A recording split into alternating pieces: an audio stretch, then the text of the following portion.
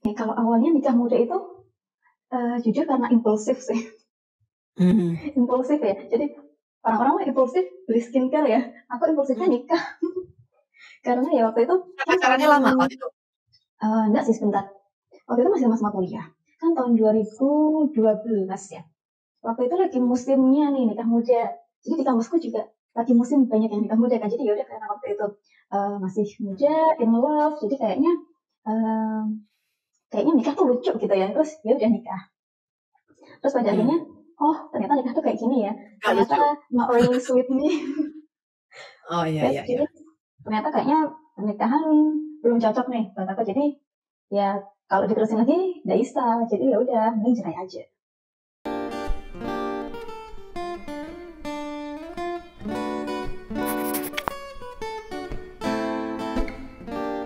Terima kasih Mbak Firly sudah datang ke acara podcast Janda Bercanda. Hari ini kita ada kedatangan penulis dan beauty blogger dan juga seorang divorcee.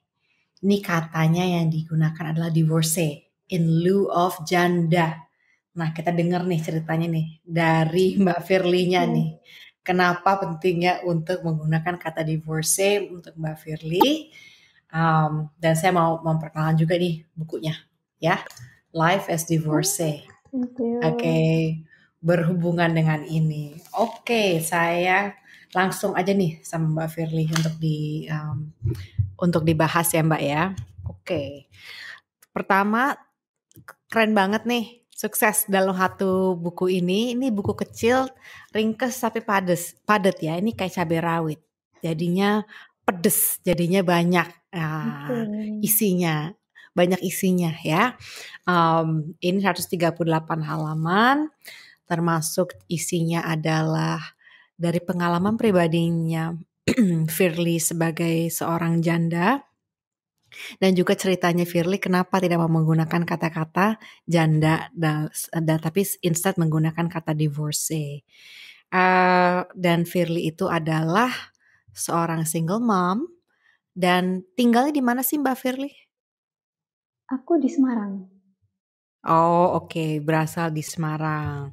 Oke, jadi sekarang saya langsung deh saya lempar ke Mbak Firly untuk ceritanya, cerita janda story-nya apa nih sampai terlahir buku ini. Silakan Mbak. Oke, thank you sebelumnya udah diundang ke sini.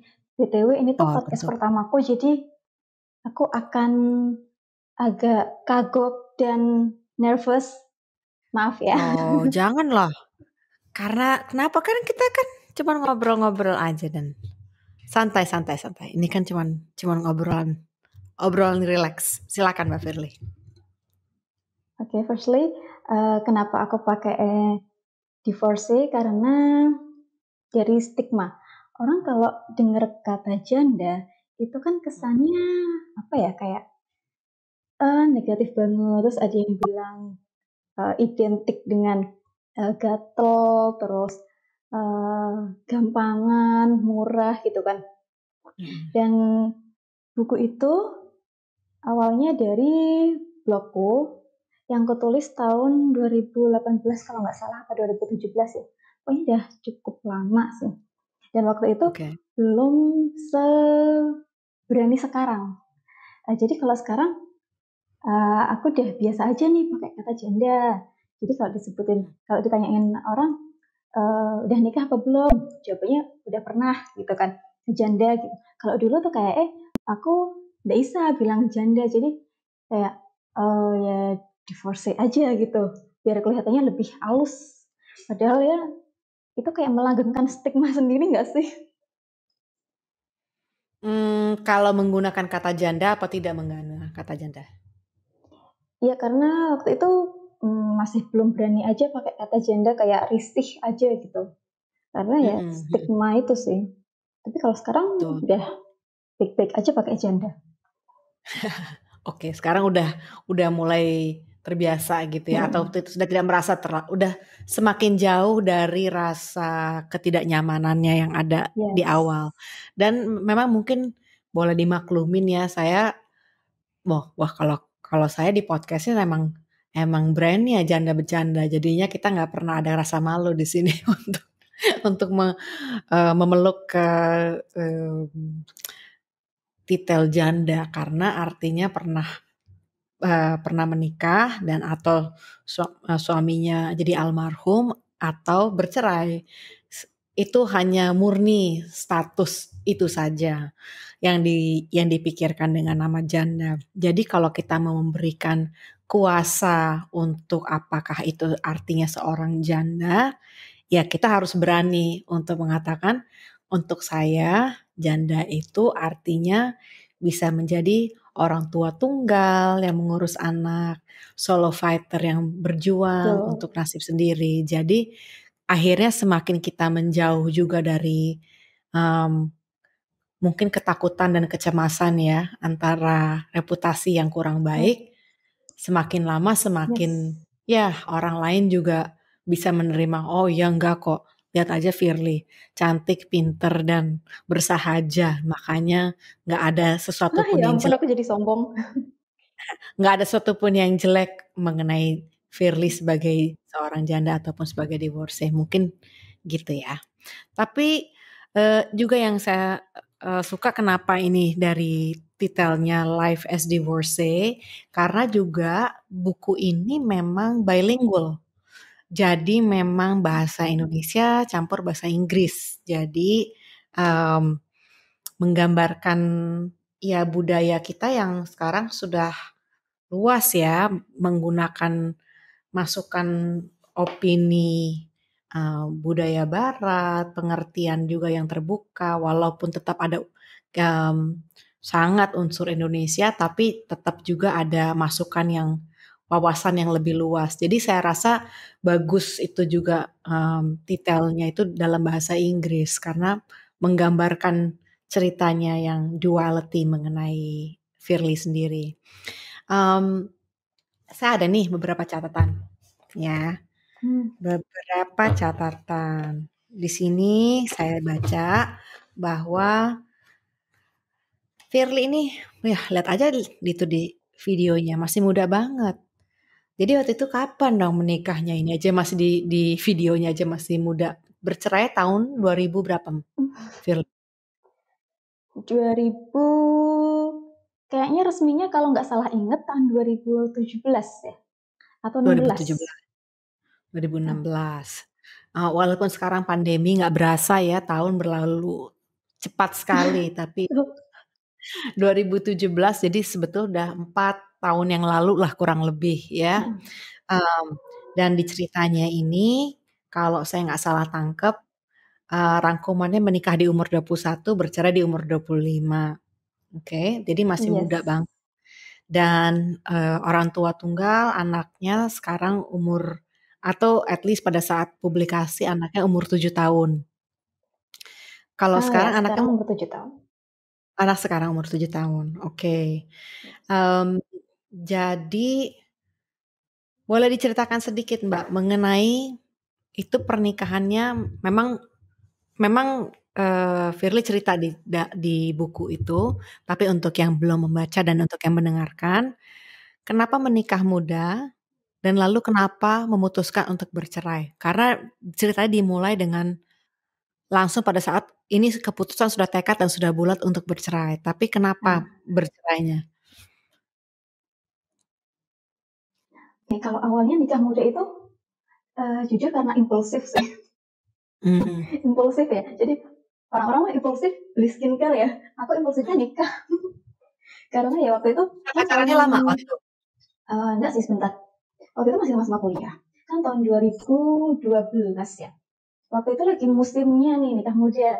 Jadi di kampusku juga lagi musim banyak yang nikah muda kan. Jadi yaudah karena waktu itu masih muda, in love. Jadi uh, kayaknya nikah tuh lucu gitu ya. Terus ya udah nikah. Terus pada akhirnya, oh ternyata nikah tuh kayak gini ya. Gak Ternyata lucu. not really sweet me. Oh iya Terus iya iya. jadi ternyata kayaknya pernikahan belum cocok nih buat aku. Jadi ya kalau diterusin lagi nggak bisa. Jadi ya udah mending cerai aja. Oke. Nah di ceritanya di bukunya nih diceritakan cerainya kebetulan untuk Firly sangat straightforward ya.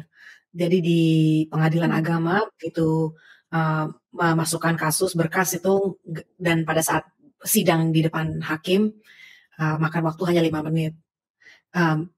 Suaminya, Yes, betul. mantan suami pada saat itu tidak datang dan hakim membuat keputusan seketika pada hari itu juga ya, 5 menit kemudian. Jadi ini boleh dibilang kasus yang tidak umum lah ya, atau kalaupun ada yang cerita yang kayak gini, ada yang enggak. Jadi bisa yang berlarut-larut sampai berbagai tahap, ada yang seperti kasusnya Firly, langsung selesai ya. Tapi hampir diulas di buku itu mengenai hint of domestic violence sebagai alasan. Tapi Firly memutuskan untuk tidak memasukkan itu dalam berkas yang dimasukkan ke pengadilan agama karena takutnya untuk memperlambat dan membuat lebih bertele-tele, memperpanjang kasus. Jadi dan di buku itu juga diutarakan banyak sekali diskusi mengenai KDRT di rumah tangga, bentuk-bentuk KDRT dan resources untuk kalau wanita yang membaca dan membutuhkan bantuan kalau mereka mengalami kasus KDRT. Ini bagus sekali kalau menurut saya sebagai resource ya untuk yang mendengar ataupun yang membaca buku ini karena mereka bisa mengetahui bahwa mereka tidak sendiri. Tapi apakah itu suatu hal yang pribadi untuk Firly itu suatu hal yang dialami atau bagaimana sejak itu? Karena saya tahu bahwa itu mungkin suatu hal yang peka sekali, tapi hampir dibicarakan tapi tidak di buku itu. Yes, karena memang mengalami. Jadi di pernikahan itu selain karena merasa pernikahan gak cocok buatku, juga ada kecenderungan ke KDRT juga. Ya itu tadi mau tak masukin ke gugatan, tapi kok males banget ya nanti ngurusinnya lama, terus kan perlu ngumpulin bukti-bukti juga. Nah itu kayak mager banget, belum lagi harus nyewa lawyer kan. Terus ya waktu itu akhirnya nggak jadi usah lah gitu. Dan itu lebih ke sebenarnya kalau KDRT-nya tuh lebih ke apa ya? Bukan ke KDRT yang dicambuk dipukul kayak gitu, bukan, tapi yang lebih ke psikis kali ya. Jadi kayak sempat mengalami kayak di relasi yang toxic dan abusif. Dan karena waktu itu masih ada pertanyaannya, oke. Enggak, silakan lanjutkan. Jadi karena waktu itu masih muda, belum terpapar banyak informasi kayak sekarang, belum ngerti caranya, belum ngeh kalau itu tuh hubungan yang nggak sehat, jadi ya belum bisa apa-apa. Jadi kalau sekarang rasanya kalau aku nemu ada perempuan yang mengalami hal itu, jadi kayak ngelus dada, kayak yang pun miris, kayak pengen nolong, tapi mau nolong juga susah karena orang yang ada di toxic relationship, dia tuh gimana ya, melepaskannya tuh susah banget. Jadi harus kayak orangnya harus sadar sendiri gitu. Nah itu sih, makanya itu kemasukan juga di situ. Nah itu bagus banget Firly udah ngomong kayak begitu, karena yang paling penting adalah langkah pertama adalah wanita itu sendiri atau perempuan yang seorang istri itu untuk menyadari di mana dia bisa menyelamatkan dirinya sendiri. Itu yang paling penting. Karena kalau dia tidak bisa menyadari bahwa dia itu bisa menyelamatkan dirinya sendiri, mau seberapa banyak pun orang sekelilingnya mau menolong, tidak bisa ditolong orang itu. Dan kadang-kadang ada orang yang sadar, perempuan yang sadar bahwa dia perlu pertolongan, tapi orang sekelilingnya tidak bisa menolong. Jadi saya sangat bersyukur kalau kasusnya Firly-nya sendiri menyadarin, dan kemudian sepertinya anggota keluarganya langsung mendukung bahwa untuk membantu Firly pada saat untuk perceraian. Jadi tidak berlarut-larut, karena kalau memang ternyata ada kasus KDRT, 4 tahun itu lama loh. 4 tahun itu berat loh.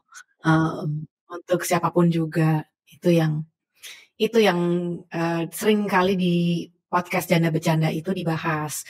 Dan di episode-episode kita yang sebelumnya dengan seksolog Zoya Amirin, kita sudah kerap kali membahaskan mengenai surviving narcissistic abusive relationships. Nah, jadinya kenapa ketika saya membaca buku Life as Divorcee, ini saya ingin sekali untuk menanyakan apakah betul atau tidak. Terima kasih sudah dijawab. Dan berikutnya, Oke, kita lanjut. Keren nih, jadinya ada side hustle-nya sebagai pro blogger. Pro bloggernya adalah untuk beauty blog. Jadi dan websitenya jurnalsaya.com, silakan di check out, keren banget. Di mana Firly bikin ulasan mengenai skincare. Dan juga saya senangnya apa di sini, ada kemandirian dari Firly itu. Firly ini bukan full time jobnya, ada kerjaannya lagi, Firly. Ada kerjaannya lagi, ada kerjaan kantoran ini yang kita di Janda Bercanda untuk career series. Kadang-kadang ada primary kerjaan kita, tapi ada juga kerjaan sampingan ataupun as side interest. Ini penting banget karena kita untuk terus mendalami hal-hal yang membuat kita tertarik, semangat terus untuk berkarya, berbagi. Ini courageous sekali dari Firly ini untuk selalu membuat suara apa yang membuat hatinya senang, juga untuk bercerita secara jujur mengenai cerita pengalaman hidupnya. Luar biasa sekali kalau menurut saya. Dan ada beberapa chapter yang di sini yang menarik, yaitu salah satunya mengenai pro-life, yaitu artinya mengenai kalau ada chapter di sini mengenai hamil di luar nikah. Kenapa ada alasan-alasan kenapa orang menikah dan kadang-kadang menikah terlalu dini, menikah orang yang salah, atau menikah di luar karena hamil di luar nikah. Dan pembicaraannya cukup serius di sini walaupun gaya ngomongnya ringan. Di Indonesia ini untuk masalah premarital sex itu sangat tabu. Ya, pembicaraan seks di luar nikah itu sangat tabu dan kadang ketidakinginan untuk membahas ini bahwa ada keinginan mungkin untuk mau berhubungan seks atau mengalami seks tapi belum dalam konteks dalam pernikahan, itu juga yang bikin celaka kadang-kadang. Jadi nggak ada pembicaraan mengenai safe sex atau birth control. Itu jadi di salah satu tulisannya Firly ditulis ada jauh perbedaan antara having sex dan having a baby. Tapi karena tidak ada pembicaraan yang terbuka mengenai hubungan seks, jadinya jauh lah. Kadang-kadang akhirnya yang ada atau menikah muda atau berhubungan seks tapi tidak dengan protection. Akhirnya menjadi hamil di luar nikah. Lalu apa yang dikerjakan setelah itu? Apakah menikah dengan orang yang menghamili atau apakah aborsi? Kalau menurut Firly-nya di opini di dalam buku ini untuk menjelaskan adalah pro-life, tidak menyetujui itu. Betul atau tidak? Saya merangkum demikian. Iya, saya merangkum demikian ya. Tapi kemudian dijelaskan juga secara agama itu tanggung jawabnya kemudian apa? Kemudian itu masing-masing yang mendengarkan tolong punya merasa tanggung jawab sendiri untuk menambah ilmunya ya. Kalau seandainya merasa ada ilmu agama yang kurang ditegakkan, oke, kita paham. Ada aturan agama, ada aturan budaya, tapi dipelajari sendiri. Ini bukan berarti Firly punya opini dan sudah berani mengutarakan, dan saya membahas ini di podcast Janda Bercanda, terusnya nanti dibully dan dihujat. Karena kita paham bahwa ada keragaman opini, tapi yang di sini yang mau ditekankan sama Firly adalah apalagi dalam tulisannya itu, jangan kita memasuki pernikahan untuk alasan-alasan yang salah. Saya rasa itu karena bener nggak, Firly? Yes, jadi kayak ini mau cerita dikit ya, boleh nggak? Oh silakan. Belum waktunya cerita. Oke. Jadi waktu itu, karena kebetulan kejadian hamil di luar nikah itu sangat jamak. Jadi di circleku itu banyak kejadian kayak gitu. Jadi setiap kali ada yang kayak teman yang ngabarin aku hamil nih, terus sedangkan dia pastinya belum nikah kan, pasti yang pertama aku langsung, oh berarti ini aku boleh ngucapin selamat atau enggak? Pasti gitu dulu. karena kan belum tentu itu berita menggembirakan kan. Terus juga kalau misalnya di info juga kalau dia mau nikah gitu, mau nikah sama pacarnya yang hamil itu juga ya. Terus pasti tanya gini, kamu yakin mau nikah? Kamu jangan nikah hanya karena hamil ya. Ya kayak gitu-gitu sih, karena yang memang ya itu tadi, having sex sama having baby itu dua hal yang berbeda. Iya, ya betul. Dan jauh itu pembicaraannya, bukannya karena ya itu juga yang memberatkan kalau orang nanti yang dengerin bilang, "Oh ya maksanya jangan having sex kalau belum menikah." Oke, betul itu ada aturan agama seperti itu, tapi mungkin yang harus di-acknowledge adalah akan ada keinginan untuk mau having sex, dan itu di-acknowledge dulu. Jangan dipikirkan kayak satu hal yang kotor atau hal yang dosa tidak gitu kan. lazim. Untuk mikirin aja udah salah kayaknya. Mungkin secara lebih terbuka mengenai itu, jadinya nggak salah kaprah juga. Jadi kalau seandainya emang pada saat untuk mau ketemu sama orang ataupun sifatnya mau kenalan atau pacaran, pertama dibahas nih. Jadi kalau seandainya pas ketemu sama orang, tahu nih yang mesti diomongin. Pertama kita ngomongin secara global nih, kita udah sependapat nggak sih secara global aja dulu deh kita ngomongin. Karena kalau seandainya sampai kita tuh harus bener nih kita mau menikah dulu. Omongannya jangan kita ngomongin yang mungkin bukan hanya yang keinginan untuk berhubungan seks, tapi kita ngomongin dulu deh segala yang kita mau omongin. Kita ini udah sependapat nggak sih? Udah sevisi nggak sih? Kamu ada ambisinya apaan aja sih? Kamu sukanya apa? Saya sukanya ini. Jangan lupa menyuarakan juga. Saya sukanya ini. Gitu. Jadi biar ketahuan, bukan hanya untuk mengikutin juga.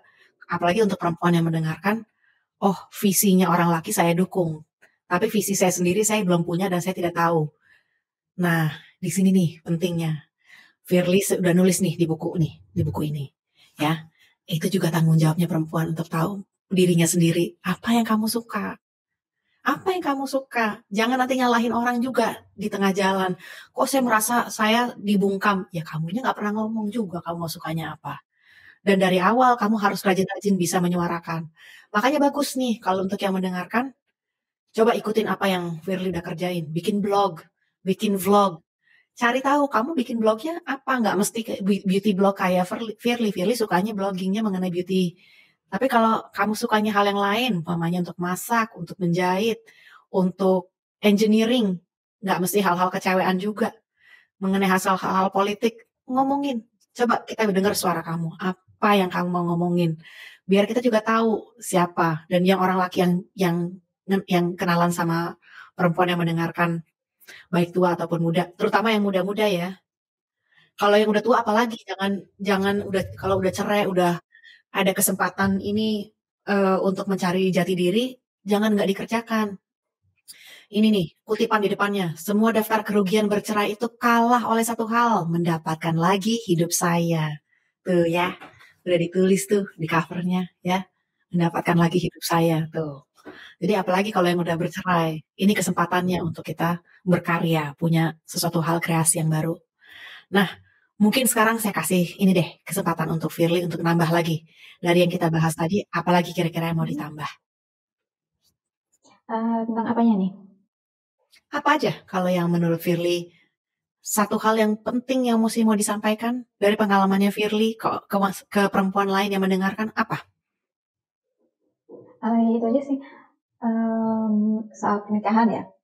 Pernikahan tuh bukan solusi sebenarnya untuk semua masalah. Jadi pernikahan adalah new battlefield. Jadi bukan capek skripsi, pengen nikah aja, capek kerja, pengen nikah aja. No, nanti kalau skripsi bebannya satu, nikah tuh bebannya jadi tiga. Jadi selain ada deskripsi ngurus suami, ngurus keluarga juga, karena pernikahan di Indonesia itu kan bukan antara dua orang, tapi dua keluarga besar. Dan meskipun kita nggak setuju, tapi nggak bisa gitu, karena memang kayak gitu. Mau nggak mau ya kita tinggalnya di Indonesia, jadi menikah ya harus menikahi keluarga besarnya juga. Terus, tapi bukan berarti kita nggak boleh nikah sama sekali. Karena ada juga nih teman-temanku yang setelah aku ceritain tentang pernikahan dan perceraian, jadi kayak, aduh makin takut nikah, nggak usah takut, karena ya nikah itu ya memang ya masalah, memang masalah baru, tapi ya namanya hidup pasti ada masalahnya, kalau nggak mau masalah jangan hidup gitu kan. Karena banyak kok pernikahan yang baik-baik saja, gitu. Yang penting ingat aja menikah ya butuh dua orang yang utuh untuk bisa jadi satu. Iya. Dan kadang-kadang kalau kita juga sudah mengenali orang yang pasangan yang di sisi satunya lagi yang tidak utuh, jangan kita berpikir bahwa kita bisa membuat orang itu utuh. Yes. Ya, memang ada satu hal untuk saling mengisi, tapi kadang-kadang orang yang satunya lagi itu harus bisa sudah membenahi diri, menata diri sendiri. Jadinya bukan mesti serta-merta itu semua tugas kita sendiri gitu loh. untuk membenahi pasangan kita. Tapi bagus itu nasihatnya, apalagi mengenai keluarga besar di Indonesia itu. Bener banget, bener banget ya, banyak yang untuk menghindari konflik dan juga untuk menghindari rasa kecewa sebetulnya, ya kan? Itu juga. Oke, ada satu chapter mengenai co-parenting. Di sini untuk orang yang bercerai, karena kebetulan Firly sudah punya anak. Jadi gimana? Apakah mantan suami itu dalam gambaran untuk membantu membesarkan anak? Kalau idealnya ya co-parenting itu ideal. Cuman kalau aku sendiri, karena aku tahu kemampuanku sampai mana dan aku tahu mantan suamiku kayak apa, jadi buatku co-parenting itu saat ini bukan opsi. Jadi aku lebih suka aku membesarkan anakku sendiri, nggak usah co-parentingan dulu. Jadi yang dimaksud dengan co-parenting di sini adalah baik mantan suami maupun Firly-nya itu bekerja sama untuk saling membesarkan anak. Tapi dalam kasusnya Firly terlalu ribet kayaknya ya. Memang harus ada kepercayaan dari kedua belah pihak dan harus sama-sama dewasa, sama-sama bisa menekan ego masing-masing ya. Dan aku belum bisa.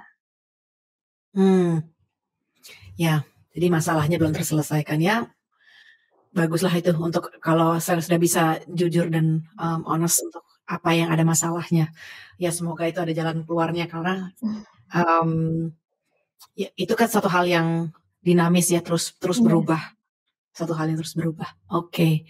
Nah, terusnya apa lagi nih dari Semarang yang hal-hal aktivitas yang dikerjakan sama Firly? Aktivitasnya adalah sekarang ini memantau banjir. Oh, lagi banjir ya di sana ya? Yes, kan kemarin 2 hari kebetulan hujannya lebat banget, jadi banjirnya lumayan rata nih ke Semarang. Aduh, turut prihatin ya. Turut prihatin Semarang. Turut prihatin. Ngomong-ngomong Firly nih tamu pertama dari Semarang loh. Tamu pertama nih, perdana dari Semarang ya. Luar biasa. Oke, ada hal yang mau ditanyakan Firly mengenai podcast Janda Bercanda? Kalau misalnya dari Janda Bercanda sendiri, ada nggak sih yang selama ini dilakukan kayak misalnya ada advokasi untuk teman-teman perempuan yang sedang dalam kondisi relasi tidak sehat gitu, atau apakah ada untuk janda-janda yang Janda on the way. Janda on the way. Oh, itu namanya lucu ya. Habis dikit lagi janda kan, dikit lagi janda. Ya ada, kalau seandainya kayak begitu, tentu setiap kasus beda. Saya bukan orang yang nasihatin, udah cerai aja, enggak. Saya enggak kayak gitu modelnya. Kalau memang masih dalam batas ambang wajar kesehatan hubungan antara suami istri, ya tentu perjuangkan itu antara suami istri, apa yang bisa dipertahankan. Tapi kalau yang garis keras di mana saya mengatakan ya ini harus dipertimbangkan bagaimana cara keluar dari suatu pernikahan adalah kalau di mana keselamatan perempuan itu dan anak-anaknya terancam, ya. Dan itu bukan hanya keselamatan fisik saja, tapi keselamatan mental health juga. Ya, kalau seandainya kalau memang sudah kayaknya sifatnya abusive, ya kita sudah sekarang udah lihat banyak cerita-cerita dari yang datang di podcast Janda Bercanda. Itu bukan satu hal yang perlu ditolerir, intinya itu. Tapi yang hanya bisa mengetahui batas mana ambang yang dapat diterima atau tidak dapat diterima, itu kembali lagi kasusnya berbeda ke setiap pasangan, ya kan? Dan yang kembali Firly tadi bicara di awal, kalau seandainya memang ada yang mengalami kasus KDRT, harus orang yang kan takes two to tango kan, Firly udah ngomong bahwa harus kesepakatan dua belah pihak untuk juga terus melanjutkan bersama. Dan tapi kalau mereka yang istrinya menyadari bahwa itu sudah tidak sehat, hanya dia yang bisa menyelamatkan dirinya. Itu penting. Itu penting banget. Jadi saya rasa mungkin itu kali catatan yang paling penting, terutama setelah membaca bukunya Firly. Banyak hal sih, karena juga yang satu hal yang lainnya yang menarik dari interview hari ini adalah Firly ini punya blog. Dan saya suka sekali bahwa Firly itu punya blog. Karena saya pengennya kalau bisa semua pendengar Janda Bercanda itu minimal punya jurnal. Kalau seandainya lebih berani lagi menyuarakan apa yang hobi atau interestnya yang mendengarkan untuk di-share ke kita. Karena siapa tahu ceritanya itu membantu orang lain dan juga menyelamatkan diri sendiri. Itu saya rasa sih luar biasa. Keren kan? Firly, cerita dong. Terusnya kalau pada mau beli buku ini di mana dapetinnya? Di Buku Mojok pastinya. Buku Mojok, di Shopee. Di Shopee kalau di searching ternyata banyak juga loh. Aku beli sendiri. Buku Mojok Group ada di Facebook dan di Instagram. Oke? Kalian nanti saya ikuti show notes ya. Ini bukunya ringkes, kecil, padat, pedes. Wajib baca. Ya, teman-teman ya. Oke, Firly, thank you so much untuk wawancaranya hari ini. Sudah datang ke podcast Janda Bercanda. Semoga bisa menjadi inspirasi untuk teman-teman lainnya. Thank you. Sebenarnya teman-teman yang lain sih yang menginspirasi buat nulis itu. Iya. Untuk saling menyemangatin ya. Saling menyemangatin. Oke. Gini nih contohnya yang bagus kalau kita saling menyemangati sesama kita ya. Dan mungkin sedikit-sedikit kita bisa mengikis stigma janda, jadinya nggak ada yang berat menggunakan kata nama janda. Oke. Itu pekerjaan yang lumayan. 1 kali 24 jam kan kerjaannya. Betul. Oke, Firly, thank you so much untuk interviewnya. Oke, bye everyone. Thank you juga. Janda Bercanda. Ya.